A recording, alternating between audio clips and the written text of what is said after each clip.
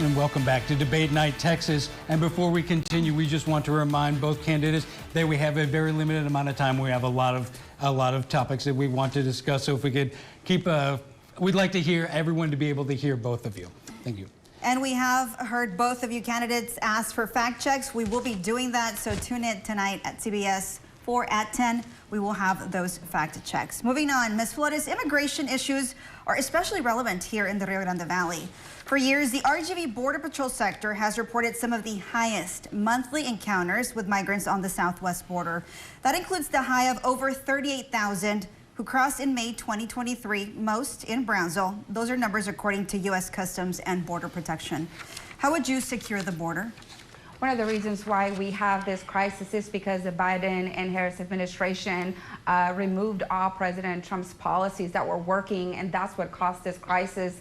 Unfortunately, the Democrat Party did not believe in border security, and now we've had millions and millions of people cross illegally into our country. Look, I immigrated to this country. I believe in immigration. I believe in people coming into this amazing country to work hard, to bless this country, to accomplish the American dream. But we have to have border security. Unfortunately, our Border Patrol agents have not been able to do their job. They're focused on the women and children coming in. They're not able to focus on the terrorists, the drug traffickers, the human traffickers that are also coming into our country. We've had multiple crimes committed by illegal immigrants. Jocelyn, 12-year-old, she was raped and murdered in Houston. We have Lisbeth, who is a cheerleader, 17 years old, that was also murdered by someone that crossed illegally into our country, knowing that they had a criminal record. They still released them. So we have to put in place back the policies that President Trump had in office. We already have those laws already. We just have to allow our Border Patrol agents to enforce those laws. Thank you, Ms. Flores. Mr. Gonzalez, same question for you. How would you secure the border? Well, I've got options. I've got actually bills that I've filed called the Safe Zone Act, and it creates safe zones in Guatemala, in El Salvador, in Panama, where all migrants come in south of Mexico, which is 80% that come in asking for asylum. She says they need to apply the same laws. Our asylum laws are antiquated. They need to be changed. But these safe zones, asylum seekers must go to those countries and process their asylum claim there, 1,500, 2,000, 2,500 miles away from our southern border. And if they come here, they're immediately removed. This does two things. It takes the pressure off our southern border, and it eliminates cartels out of the equation. Those are real solutions. I joined a bipartisan group of middle-of-the-road Democrats and Republicans that want to get things done, not people that are here for rhetoric. We actually want to work. We've put the Safe Zone Act. We filed the Safe Zone Act. We have a robust guest worker program. We need labor in this country. We can't shy away from that. We just need it to happen in an orderly way. It needs to happen in third world countries. In other countries, they need to go to their embassies and consulates and process their claim at that juncture. This is Congressman's fifth 30 term. seconds. Congressman is running for his fifth term, and he's promised over and over the same thing, but has really done anything. Happening. He's voted against border security over and over. Again, he says one thing here in South Texas, but goes to Washington and votes against border security. And that is why it's important that the voters actually do the research on his voting record, because he comes here and says one thing and thinks that y'all are not going to do your research. So please look at his voting record, and you'll realize that he's over and over voting against border security. 30 seconds. I respond to that. 30 seconds. You know, she's here with memorized talking points. The fact is you have to have proposals and ideas. You can't govern on memorized talking points. And proposals and ideas are like the Safe Zone Act, a robust guest worker program. We need to stop deporting our American veterans. I hope she could agree with that. We have deported American veterans to 38 countries. I've been bringing them back, and I'm going to continue fighting for them to the last day in office. Thank you, Mr. Gonzalez. We say on the topic of immigration, I'd like to direct your attention over to Border Report's Sandra Sanchez. She joins us now with a question about asylum regulations. Sandra. In June, President Biden implemented new asylum regulations when the number of daily border crossings exceed 2,500 on the entire southwest border. Those who cross illegally are not eligible for asylum, and many are deported, with some exceptions. Migrant crossings here in the valley have dropped by 40%. Should those restrictions been enacted sooner, would you make them permanent? Is it me? Mr. Gonzalez, yes. I would certainly make those permanent. We actually had a very good bipartisan bill in the Senate that President Trump crashed for the very reason of campaigning on this issue. And he was hoping that there'd be chaos on the border, which there's not. We had a lot more trouble on the border about a year ago. This executive order from President Biden forced order on the border. We also pressured Mexico to do more. I met with President Sheinbaum asking her to hold people back on their southern border. It's been working, and I think we're seeing improvements, and we're going to continue implementing policies that actually work, not just rhetoric to get through a campaign. We need ideas, we need policies that actually make a difference. Ms. Flores, same question for you. Should these restrictions have been enacted sooner? Should they remain permanent? Absolutely, they should have been put in place a lot sooner, not just towards the election, because one of the reasons this was done is because of the November election. But absolutely, this should have been done a lot sooner in 2021 when they saw this crisis coming. I believe that a lot of those who crossed illegally took advantage of our asylum laws, and they were allowed to stay here knowing that the majority would not qualify to be here. And it hurts those who actually do have a legitimate asylum claim. There's a lot of people who actually do have a legitimate asylum claim, and they need to be prioritized. But because you've had millions and millions of people claiming asylum when they didn't qualify, it hurts those who do actually have a legitimate asylum claim. It should have been implemented on day one when he came in office. Moving on. Mr. Gonzalez, you were with President Biden when he visited Brownsville on February 29th. He touted the Senate bipartisan border bill, which would have added Border Patrol agents, asylum officers, and immigration judges, but that measure has repeatedly failed. There's much criticism that Congress is to blame for the border crisis because it has not passed comprehensive immigration reform since 1986. After 4 terms, what have you done to help reform immigration policies? And if reelected, what policies will you support? We have 60 seconds. Yeah. I voted for the Farm Workers Modernization Act to help our farmers be able to get H-2B visas and be able to get labor in an orderly way. Our immigration system has been broken for over 40 years under Democratic and Republican administrations. And it's been middle-of-the-road Democrats like myself who have crossed the aisle to find ideas with people that we can work with that are not just trying to play politics, but are trying to get things done. We've got bills that work. We just need to we need to leave the extremes that have radicalized and hijacked government outside of the conversation, because they're the ones that want to campaign on these issues. We have people in Congress that don't want to fix the immigration system because they want to campaign on it. Ms. Flores, a similar question, but a little bit different. During your 6 months in Congress, what border security reforms did you introduce? And if elected, what policies will you support? You have 60 seconds. I have to say that the Democrat Party has used this immigration issue for a long time, and one of the reasons why is to get the Hispanic vote. We haven't had an immigration reform since 1986. That was thanks to our President Reagan. That was a Republican. He made it happen, but unfortunately the Democrat Party has not wanted to actually make it happen. They had the majority. When I was in Congress, Nancy Pelosi was a speaker. So why didn't they put in place anything during that time? Again, Congressman, you've been, in Congress for 4 terms, running again, for your 5th term, and you have done absolutely nothing to introduce some type of immigration reform. Yeah, you sit here, but you use that issue as well. You say you're a moderate and a conservative, but 90% of the time you vote with your party, because if you don't, we all know Nancy Pelosi and the new leader, they will, if you do not fall in line with them. So that's not true. You're not a moderate. You claim to be, but 90% of the time you vote with your party. You did not even cross party lines for our veterans. 30 seconds. Yeah, obviously that's nonsense. This is memorized political rhetoric that they drilled in her to come out and say today. We have worked in bipartisan ways. There are some good Republicans that I work with. I'm in caucuses with Congressman Crenshaw. I'm in caucuses with Congressman Gates. Some of the most extreme, actually, Republicans, and I worked on common sense issues for our region to come up with common sense ideas, not to campaign on. Ms. Flores, this next question is for you. CBP has seized more fentanyl in the last 2 years than in the previous 5 years combined. What policies would you propose to stop the flow of illegal drugs into the U.S.?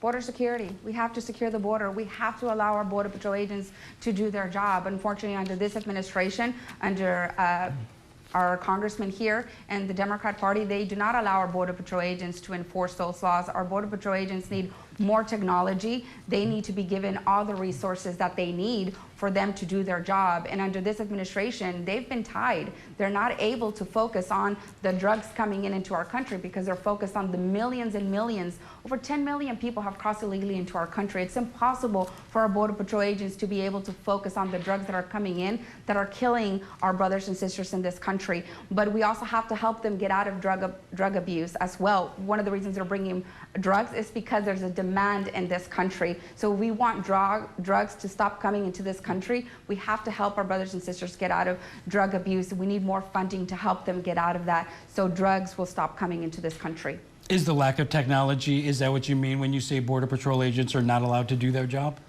Right now, they're not able to do their job because they're focused on all the people that are crossing illegally into our country. They're not able to focus on the drugs that are being crossed. Why? Because they don't have the manpower. There's only so much that they can do. They're focused on the millions of people, the children and the women coming in. They're not able to stop all the drugs that are coming in. So if we secure our Border Patrol agents will be able to focus on stopping all the drugs that are coming into our country. But we also have to do our part in helping our brothers and sisters get out of drug abuse. Thank you, Ms. Flores. Mr. Gonzalez, same question to you. What policies would you propose to stop the flow of illegal drugs into the U.S.? She's speaking in very simple terms. Border policy, of course, border security. Everybody knows border security. What laws is she talking about that they should enforce? I think some of the laws are antiquated. Which laws? Tell us which law. We already have what law? Tell us which law. Under President Trump, which laws? we had one of the We're most trying to keep the crosstalk to a minimum, under please. President Trump, we have the most secure border. Tell us which law. Mr. Gonzalez Which law has are you the talking floor right about? now. I think viewers Mr. deserve to Gonzalez, know. would you finish answering, and then we'll give you 30 seconds to rebuttal. Yes, we need to bring much more technology. I voted for funding 22,000 new Border Patrol agents.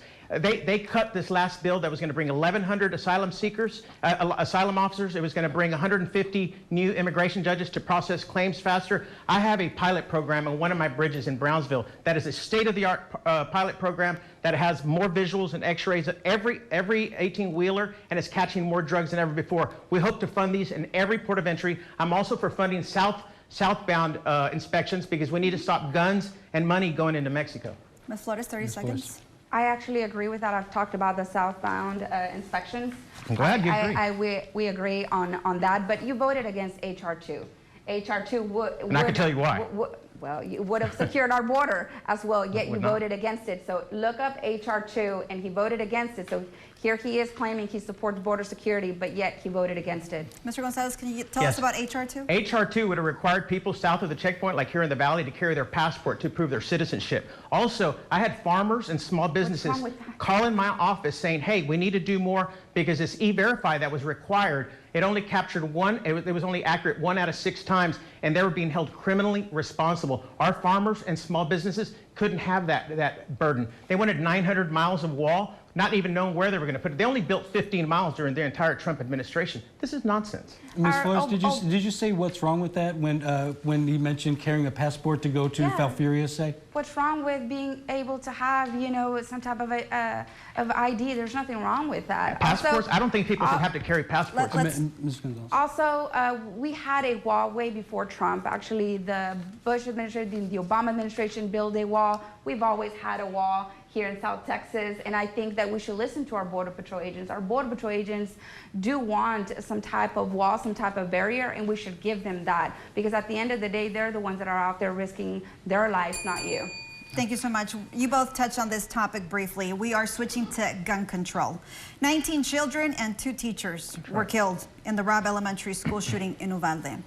In last week's episode of Inside Valley Politics, you both said you do not support reinstating the assault weapons ban. Mr. Gonzalez, do we need gun reform? And if so, what reform measures do you support? Yes.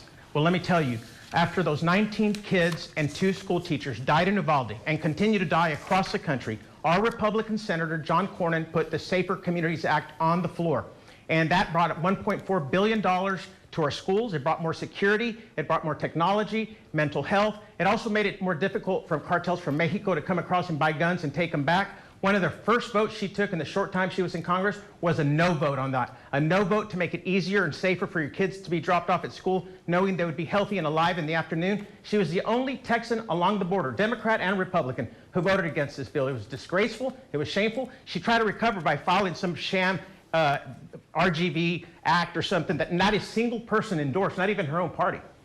Ms. Flores, same question. Do we need gun reform? And if so, what reform measures do you support? I want to talk about the Safer Communities Act. I don't care who was involved in this bill. I want you to read it. It only included $3,000 per school to keep our children safe. I have children in public schools. Tell me how that is not a huge disrespect. They think that the American people are not going to read these bills. So what they do is they name these bills something really nice because they think that you're not going to read this bill, but they're very deceiving. And I saw that right away. I was like, how can they name this bill the Safer Communities Act? When I read it, 90% of this bill had nothing to do with keeping our children safe. It only included $3,000 per school. How is that going to keep my children, my 4 children, safer? It's a huge disrespect to use such a tragedy to be able to send billions of dollars abroad as well, because in this bill, it included billions of dollars to send abroad, had nothing to do with keeping our children safe. And that is why I was inspired to write the RGV Act, which stands for Reduce Gun Violence, which included $13 billion in school safety, and it actually focused on mental health, on elementary and middle school and high school, and it also included billions of dollars in technology to keep our children safe. Thank you, Ms. Flores. 30 seconds rebuttal. It's absolutely nonsense. She was with Senator Cornyn yesterday. I hope you told him that it was nonsense and that it was I don't agree with it. I don't care. Because that's not true. $1.4 billion to keep our schools safe. We've kept criminals from purchasing guns here in South Texas. We have Mexican cartels buying guns here. This bill was a broad bill that was going to help us. It's already helped our kids be safer. It's put money in schools. I think she needs to read these bills. $3,000 per school. $1.4 billion. $1.4 billion for school security. Let's remember the rules. We all agree on the rules. We need to move on. We need to move on. We're going to move on much. to a different topic right now. Public corruption is a persistent problem in the Rio Grande Valley. During the past 3 years, more than a dozen public officials have been charged with bribery, extortion, drug trafficking, and other crimes. Mr. Gonzalez, do we need more federal agents and prosecutors to crack down on corruption in the valley, or does the federal government have it under control at this point? I think we need to continue investigating any corrupt politician or elected official or bureaucrat or anybody who tries to game our system and make money off taxpayer dollars or things like this. Anybody who commits a crime needs to be fully prosecuted, and we need to make sure that our federal agents, our federal courts here in South Texas have all the resources they need. Ms. Flores, same question to you. Do we need more federal agents and prosecutors to crack down on corruption in the valley? Absolutely. I actually agree with the congressman. These people need to be held accountable, and we need to make sure that they have all the funding and the resources to do so. But I agree. We're moving on to the next question, but I do want to remind both of you, it's hard for the viewers to listen if we're talking over each other. So please, one at a time. We'll give you a 30-second rebuttal if you need it. Let's just be respectful. Moving on to the next question. Ms. Flores, based on the seriousness of the bribery charges against Congressman Henry Cuellar, should he resign or be expelled from the U.S. House of Representatives?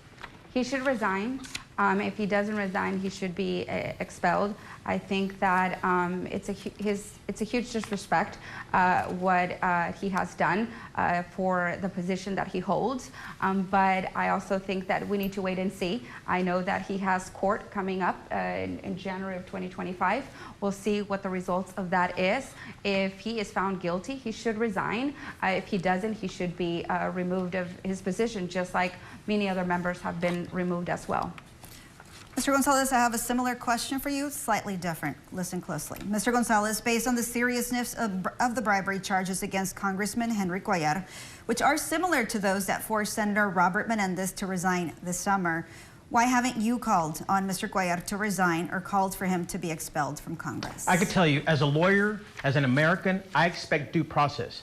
I don't know if Mr. Cuellar is guilty or not, but I do think he deserves his day in court. And depending what happens, if he's found guilty, he absolutely needs to resign. But I'm not going to tell people to resign their job based on an allegation that has not yet been proven. All right. Thank you very much. Again, I think it's time we take a quick break. And then coming up after that break, we'll ask the candidates important questions about health care, including abortion. Stay with us. Boy, it's going fast.